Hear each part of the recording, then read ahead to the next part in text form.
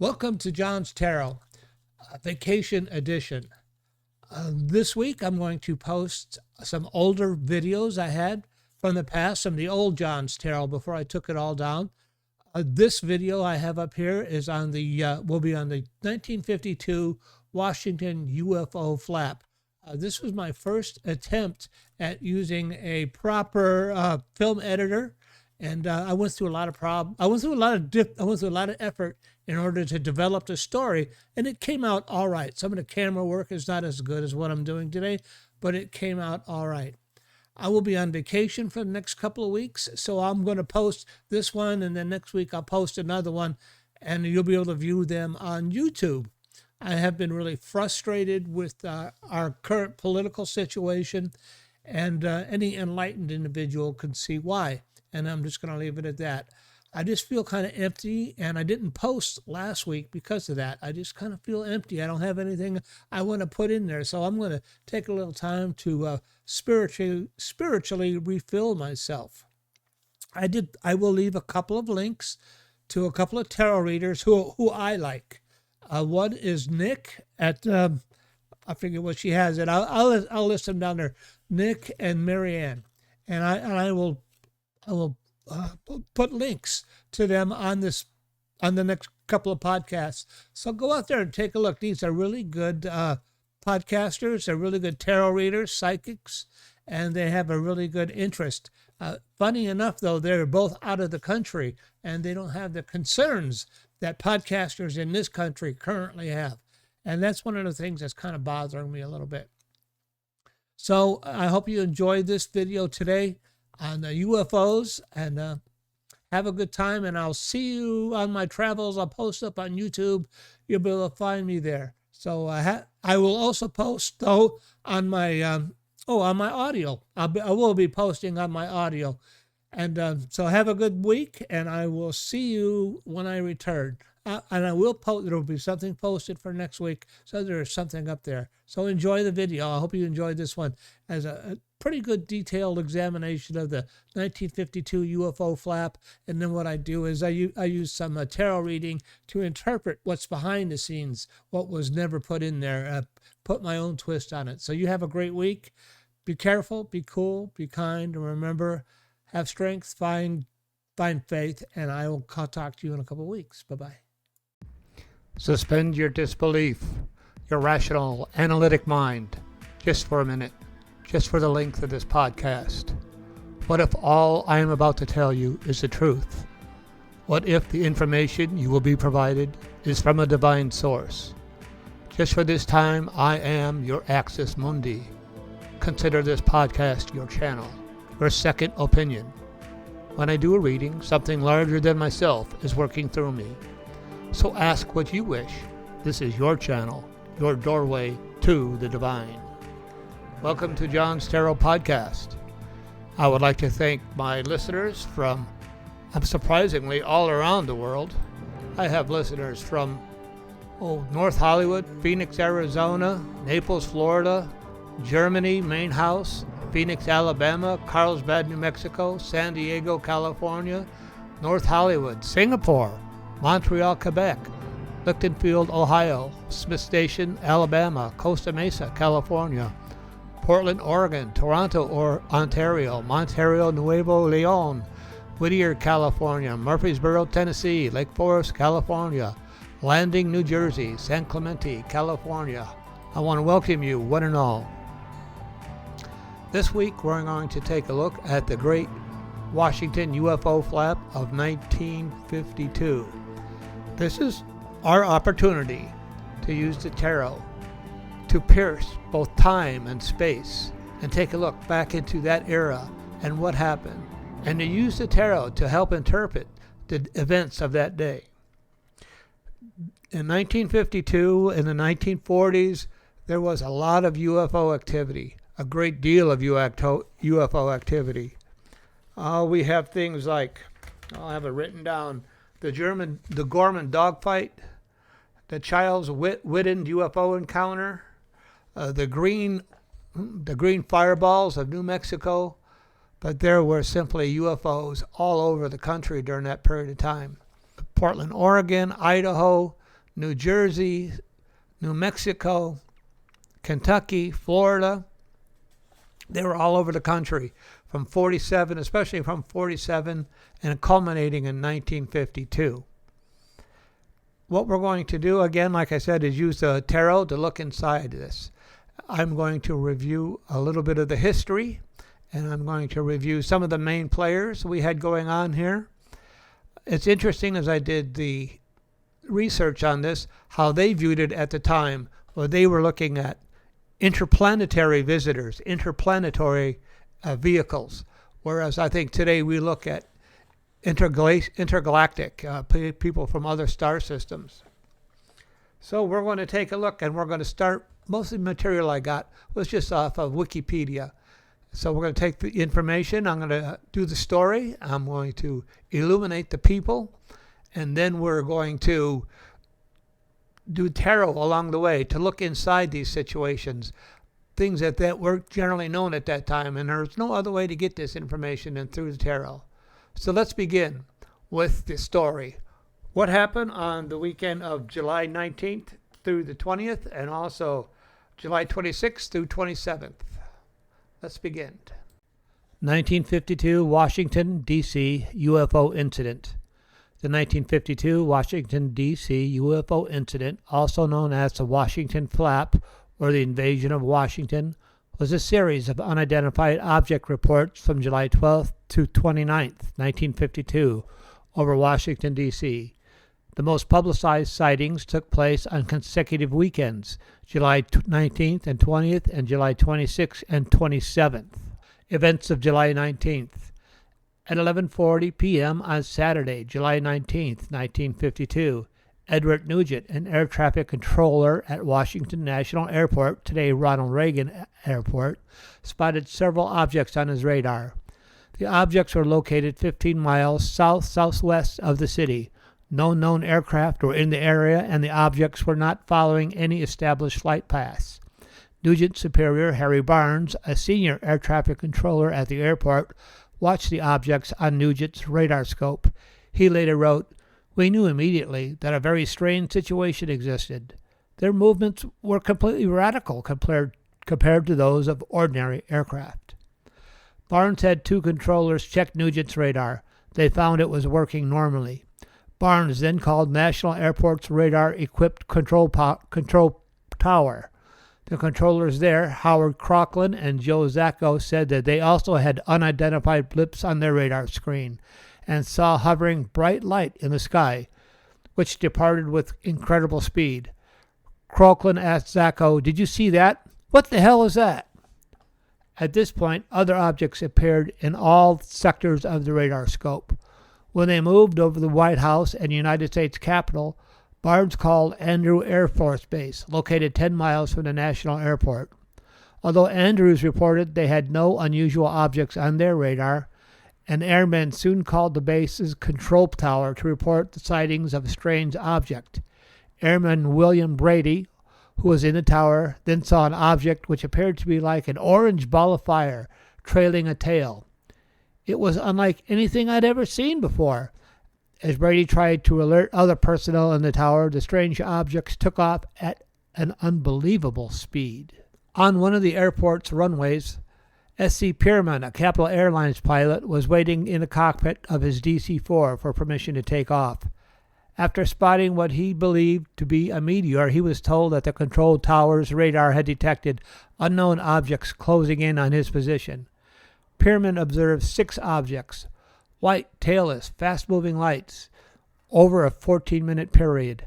Pierman was in radio contact with Barnes during his sighting, and Barnes later related that each sighting coincided with a pip we could see near his plane. When he reported that the light streaked off at high speed, it disappeared on our scopes. Meanwhile, at Andrews Air Force Base, the control tower personnel were tracking on radar what some thought to be unknown objects, but others suspected, and in one instance were able to prove, were simply stars and meteors. However, Staff Sergeant Charles Davenport observed an orange-red light to the south. The light would appear to stand still, then make an abrupt change in direction and altitude. This happened several times, At one point, both radar centers at the National Airport and the radar at Andrews Air Force Base were tracking an object hovering over a radio beacon. The object vanished in all three centers at the same time. At 3 a.m., shortly before the United States Air Force F-94 Starfighter jets came from Newcastle Air Force Base in Delaware, arrived over Washington. All the objects vanished from the radar at the National Airport.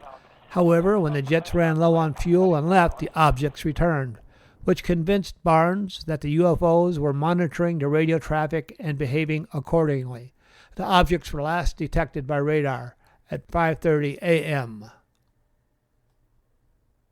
The sightings of July 19th through 20th, 1952, made front-page headlines in newspapers around the nation. A typical example was a headline from the Cedar Rapids Gazette in Iowa. It read, "Saucers swarm over Capitol," in large black type. By coincidence, United States Air Force Captain Edward J. Ruppelt, the supervisor of the Air Force's Project Blue Book investigation into UFO sightings, was in Washington at the time. However, he did not learn about the sightings until Monday, July 21st, when he read the headlines in the Washington area newspaper.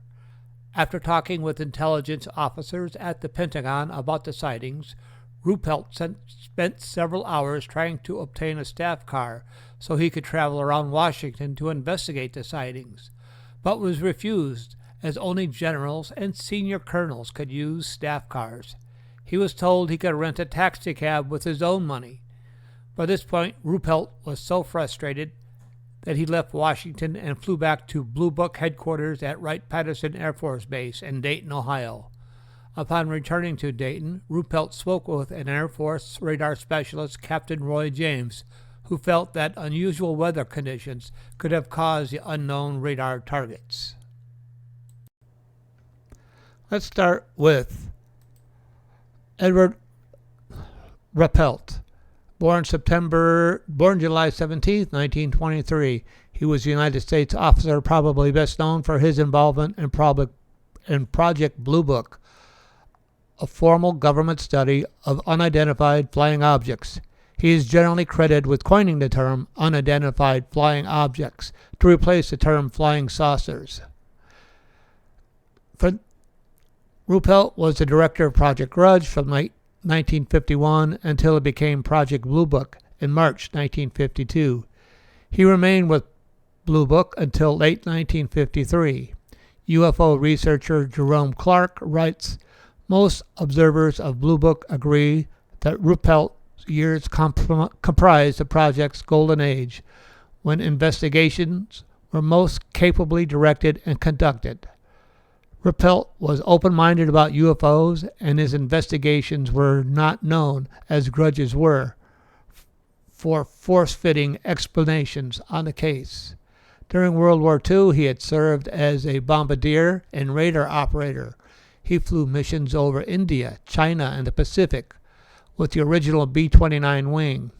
During his service, he was decorated with 5 battle stars, 2 theater combat ribbons, 3 air medals, and 2 distinguished flying crosses, a man of significant bravery and ability. He ended up getting out of the Air Force. It was after World War II, went back to college in Iowa, where he received a degree in aeronautical engineering, and then during the Korean War was called back into active service. I think the only thing that really held Ruppelt back, well, let me do the reading. I'll show you exactly what the Tarot had to say about Ruppelt and why he was held back during his investigation. So the reading I did on Ruppelt was a simple three-card draw, past, present, future. And I wanted to know why he was blocked in the Washington investigation. And the first cup we see is the Knight of Cups. The second card we see is the Six of Swords. And the third card we see is the Page of Wands. So, Ruppelt was a young guy. He was a new guy in town. He was young and experienced, but this is the place he had always hoped to be. This is something he had always wanted to do, as be of service, and start a new chapter. He was a person, as we look at the Six of Swords, he was a person of significant skill and ability. And he was able to use that ability to help direct the Project Blue Book and Project Grudge to some of their most successful investigations. And finally, the Page of Wands. He was kind of an independent fellow, and he would rather have his independence than be signed up to the big club. Now, what I mean by the big club, Ruppelt went to a college in Iowa. If you wanted to be a major officer, a major general officer, and to be in the club, you had to go to Annapolis, West Point, one of those types of schools. Iowa, you're not going to get in the club. So he was blocked from his investigations that day from getting a car because he was a young guy, though he had a lot of skills. He just was not in the big club. And they weren't going to help him. Also, during that period of time, the Air Force was trying to get rid of the whole concept of UFOs and flying saucers, and they were trying to say these things didn't exist. So they were going to block Ruppelt, regardless of how well he was and how experienced he was. Events of July 26th through 27th, 1952. At 8:15 p.m. on Saturday, July 26, 1952, a pilot and stewardess on the National Airlines flight into Washington observed some lights above their plane. Within minutes, both radar centers at National Airport and the radar at Andrews Air Force Base were tracking more unknown objects. United States Air Force Master Sergeant Charles E. Cummings visually observed the objects were at Andrews. He later said these lights did not have the characteristics of shooting stars. There were no trails. They traveled faster than any shooting star I have ever seen. Meanwhile, Albert M. Chopp, the press spokesman for Project Blue Book, arrived at the National Airport. Due to security concerns, denied several reporters' requests to photograph the radar screens. He then joined the radar center personnel. By this time, around 9:30 p.m., the radar center was detecting unknown objects in every sector. At times, the objects traveled slowly. At other times, they reversed direction and moved across the radar scope at speeds calculated at up to 7,000 miles per hour. At 11:30 p.m., two U.S. Air Force F-94 Starfighter jet fighters from Newcastle Air Force Base in Delaware arrived over Washington. Captain John McHugo, the flight leader, was vectored towards the radar blips, but saw nothing, despite repeated attempts. However, his wingman, Lieutenant Robert William Patterson, did see 4 white glows and chased them. He told investigators that I tried to make contact with the bogies below 1,000 feet and that I was at my maximum speed, but I ceased chasing them because I saw no chance of overtaking them. According to Robert Chopp, when ground control asked Patterson if he saw anything, Patterson replied, "I see them now and they're all around me. What should I do?" And nobody answered because we didn't know what to tell him. After midnight on July 27th, United States Air Force Major Dewey Fournette, Project Blue Book's liaison at the Pentagon, and Lieutenant John Holcomb, United States Navy radar specialist, arrived at the radar center at National Airport. During the night, Lieutenant Holcomb received a call from the Washington National Weather Station. They told him that a slight temperature inversion was present over the city, but Holcomb felt the inversion was not nearly strong enough to explain the good and solid returns on radar scopes. Fournette replied that all those present in the radar room were convinced that targets were most likely caused by solid metallic objects. There had been weather targets on the scope too, he said, but this was a common occurrence in the controllers. They were paying no attention to them. 2 more F-94s from Newcastle Air Force Base were scrambled during the night. One pilot saw nothing unusual. The other pilot saw a white light which vanished when he moved towards it. Civilian aircraft also reported glowing objects that corresponded to radar blips seen by Andrews Air Force radar operators. As on July 20th, the sightings were unknown. Radar returns ended at sunrise. Okay, let's take a look at General John Samford. John Alexander Samford, born August 29, 1905, was a lieutenant general in the United States Air Force who served as director of the National Security Agency, the NSA. Sanford was born at Hagman, New Mexico in 1905. He graduated from high school in 1922 and then spent 1 year at Columbia University in New York City. In 1924, he received a senatorial appointment to the United States Military Academy.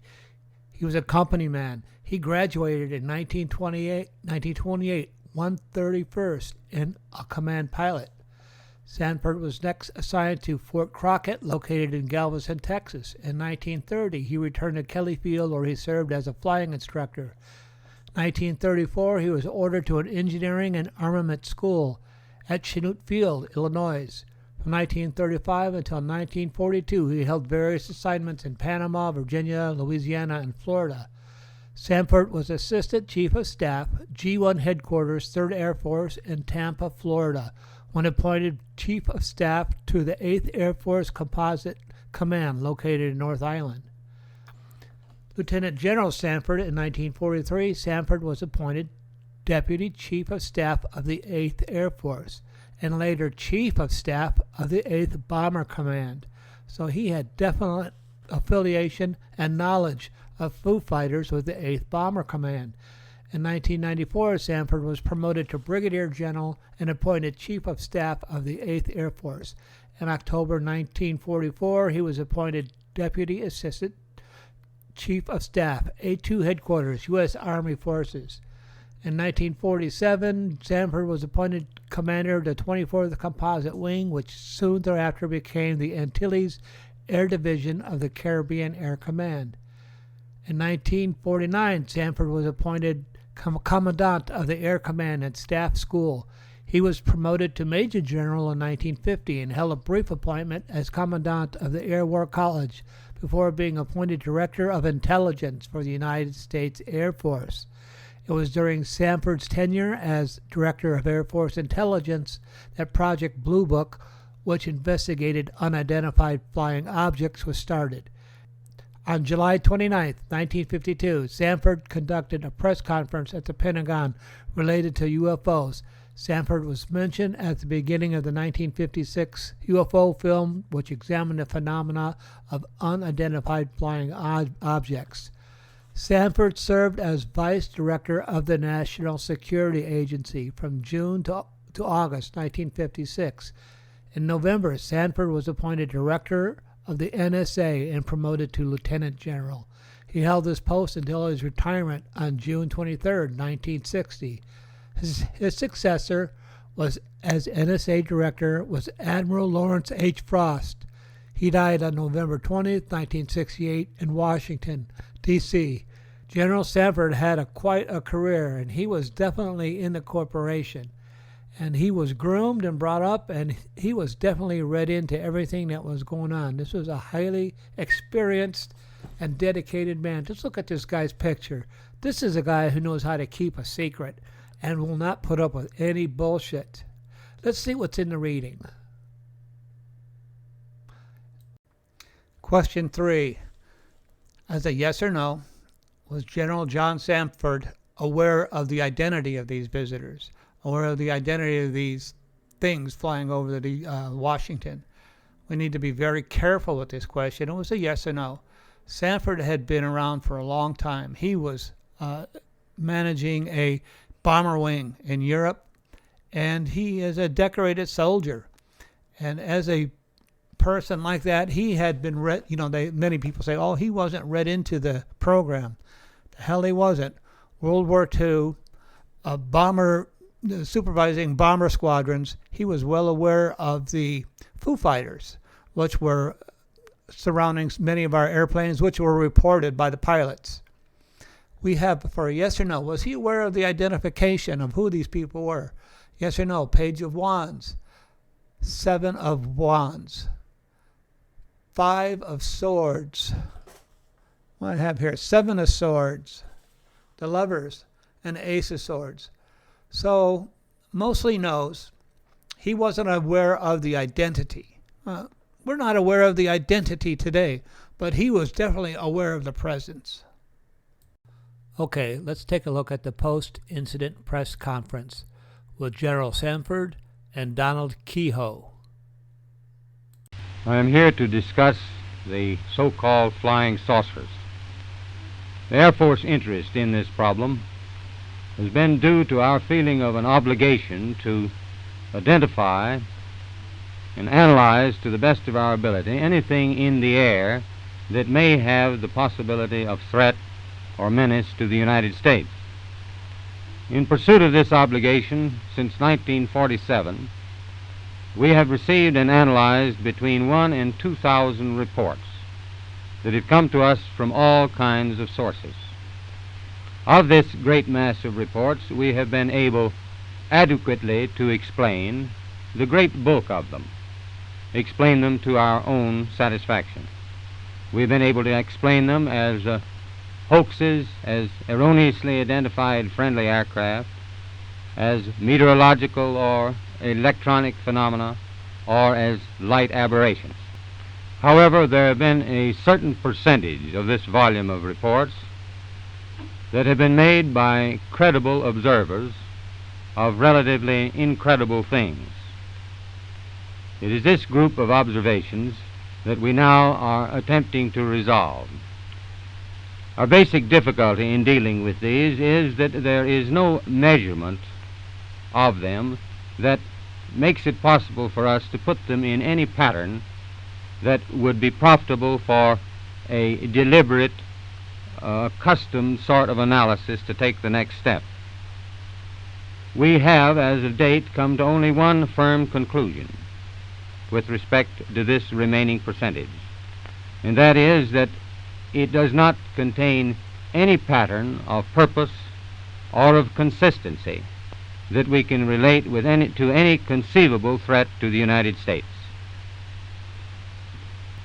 We can say that the recent sightings are in no way connected with any secret development by any department of the United States.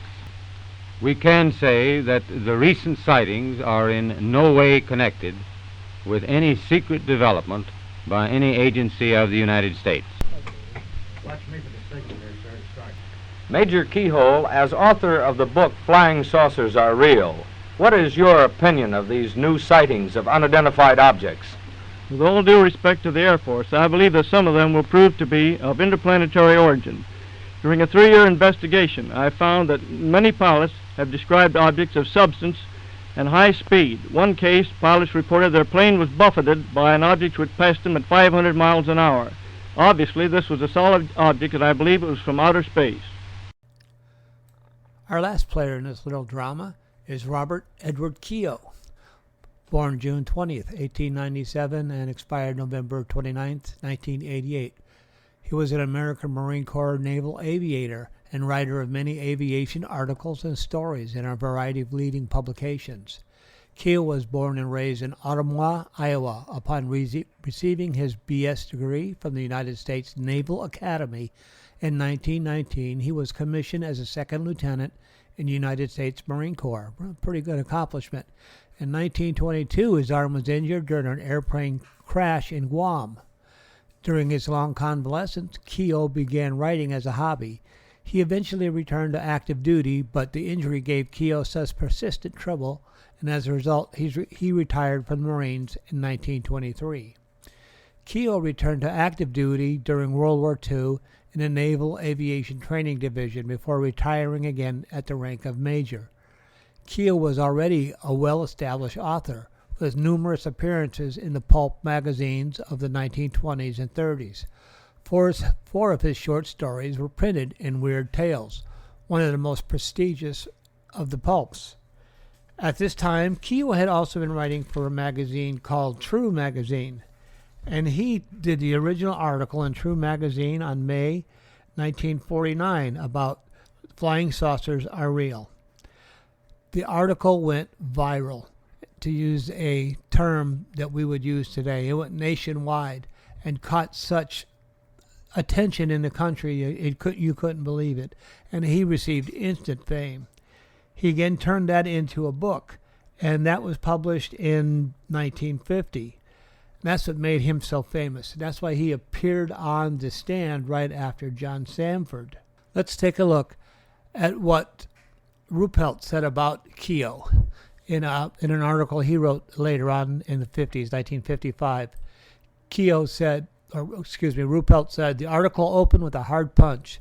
In the first paragraph, Keogh concluded, after 8 months of extensive research, he had found evidence that the Earth was being closely scrutinized by intelligent beings.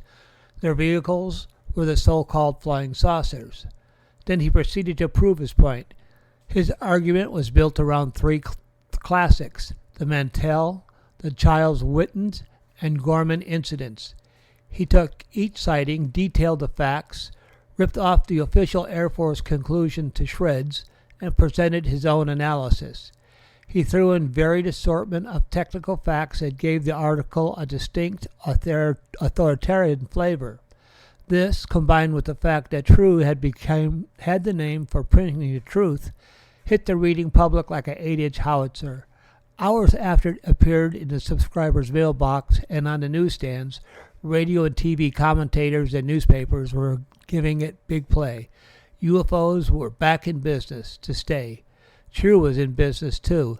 It is rumored amongst magazine publishers that Don Keogh's article in True was on one of the most widely read and widely discussed magazines in history.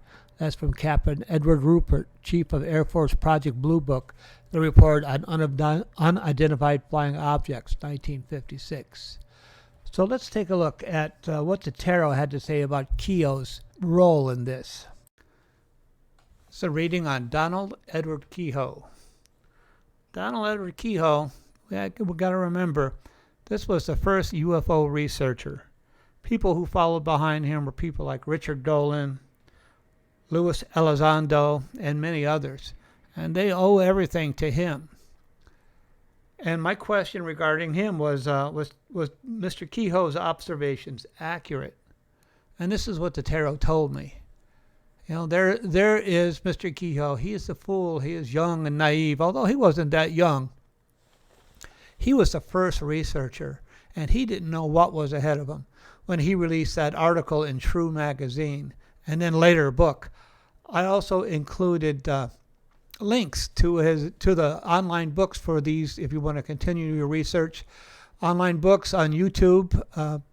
It's an audio book, and you could get it there. And I've also included a link to his initial article that he put out. So there he is, the fool. He's the first one. He's the one that started out on this journey all by himself, unaware of what laid ahead of him, unaware of the path ahead of him, and somewhat foolishly moving forward. And there's a little dog behind him warning him, be careful, you don't step over the cliff. You know, at that time, the Air Force could just shut you down. They didn't care about your what you were going to. If they didn't like what you were saying, they had complete control of the press at that time. They would come and talk to you, and they'd say, hey, we don't want you to talk about this. And people were very patriotic at that time, and they would just say, okay. So here he is. He's the very first UFO researcher. Obstacle, the Queen of Swords. You know, being the very first, he had to do all this research all on his own. The Queen of Swords always encourages us to not seek outside help. He researched his article for like 8 months. His initial article. He had support from his magazine, but he didn't have much support from the Air Force, who put a lot of things in his path, a lot of obstacles in his path. Yet his obstacle was having to do it all by himself and being the first. What was behind him? The Eight of Cups. Well, you know, he was a Annapolis graduate, and he had to he kind of crossed some of his friends, left some of his friends behind him, and as he moved on to something more that he felt was more spiritual, a spiritual journey for him. He left many things behind as he became the first UFO researcher. I'm sure after that, he was not considered a serious literary person, and he had to leave all that behind and do something he really believed in and looked at something that he really felt was more fulfilling. And what helped him out, the Page of Cups, you know, was his I don't want to say we could say his immaturity, because it was an immature period of time. It was a much more innocent time. And he had to look forward without the help of anybody else. And I'm sure he was heavily criticized. But he did not understand all the criticism that he received at the time. But he understood it later on. And he was just trying to be of service and trying to do something useful. And then as we look on the what you can expect, the magician, he had all the parts. He had all the things necessary, all the skills necessary to do what he came here to do. And it was the will of the, as above, so below. You see the magician with one hand above and one hand pointing down below. Usually that's what it indicates, coming from Hermetic philosophy and the eternity symbol above his head. So he was taking, not only was he taking UFOs, the information from what was above to what is below, describing it to us down here. But it was also a higher purpose, that to make us aware that there is more going on than what the powers that be led us to believe at the time. So as I look at it from bottom to top, the magician making things happen on his own, the Queen of Swords being the first, the fool heading out on this journey, the past having to leave everything he knew behind to do this on his own, and to be, that immature first person doing it. And that is a bit of the reading I had on Donald Kehoe, a very interesting character. So I wanted to know, with the UFOs flying over Washington, were they trying to deliver a message? And that was a simple yes or no question. So with the yes or no question, I drew 6 cards. And again, the swords and pentacles being no, and wands and cups being yes. I drew a 9 of swords, a 10 of cups, a 10 of wands, a 4 of pentacles, a 8 of cups, a 3 of pentacles. So they kind of evened out. I had 3 cups, I had 3 yeses and 3 nos. So I had to throw a final card on top to decide the matter, and that was a 7 of wands. So yes, they were trying to deliver us a message. But what was the message they were trying to deliver? You need to remember, in 1952, we had concern of nuclear annihilation. There was a big concern over the Russians having nukes. We were highly militarized at that period of time. It was a different world than it was today. Also at that time, we were testing nukes. The Bikini Atoll, we're setting off nukes in the atmosphere. It was a different world than it is today. Hopefully we live in a more peaceful world. So, the first card, who is this message sent to? This message was sent to the Hierophant, the powers that be, the powers that were in control, the established authorities. This message was for them.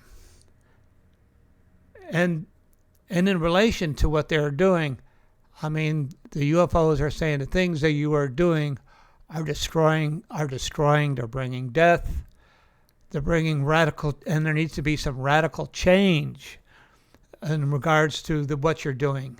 Death usually doesn't indicate death per se, but in this reading, I could see where it might be construed as that, because of the open-air atomic explosions they were doing. Remember Admiral Brandy, I am not a nuclear playboy for setting off these nuclear bombs. But that was definitely destroying the atmosphere, destroying the planet, and very unhealthy and unsafe for the rest of us.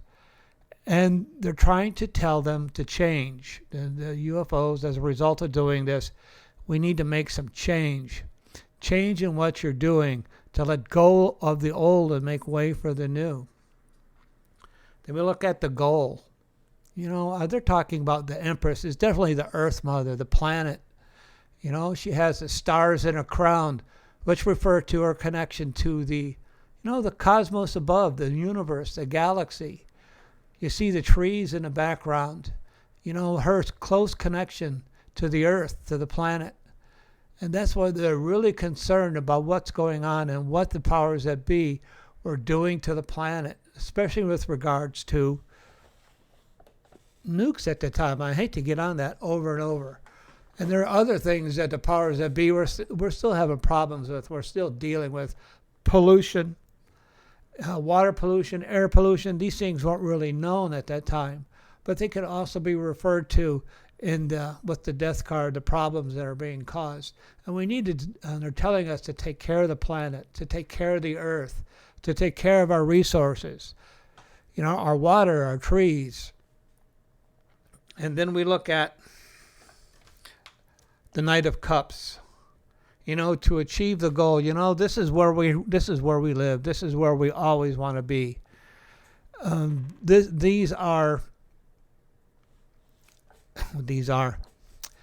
planet is where we live. This planet is where we're always going to be. We want to take care of this planet. We want to look and protect its resources. Obstacles is the Queen of Wands. You see the black cat below her, which is a thing of the occult. Obstacles. We are being hypnotized by television at the time, by the news media. We want to be very careful of these occult hidden forces. And she's not afraid to demonstrate her power to others. She does not shy away from challenge.